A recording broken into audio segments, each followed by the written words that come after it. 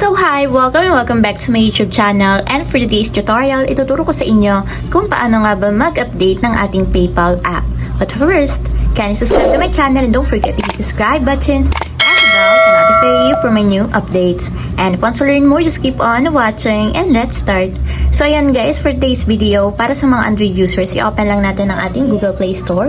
So dito guys, sa Google Play Store, dito tayo mag-update ng ating PayPal. So pagka-open ng Play Store, itap lang natin yung search bar.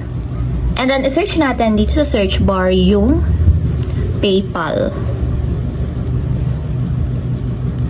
So search lang natin guys and open. So kung hindi pa updated yung inyong PayPal guys, ganito yung nakalagay dyan, update. Pero kung updated na yan guys, open na lang yung nakalagay dito sa application. So para ma-update, tap natin yung update and wait natin guys hanggang sa matapos ma-install. And ayan guys, after ma-install, tap natin yung open para directly mapunta tayo sa pinakang application. And kung mapapansin nyo guys, meron tayong mga bagong features na nagdag at saka settings dito sa ating PayPal account. So ayun lang guys, ganun lang kasimple kung paano nga ba mag-update ng PayPal app. If you have a question, leave a comment down below. Don't forget to hit the subscribe button and the bell to notify you for my new updates. And thank you for watching!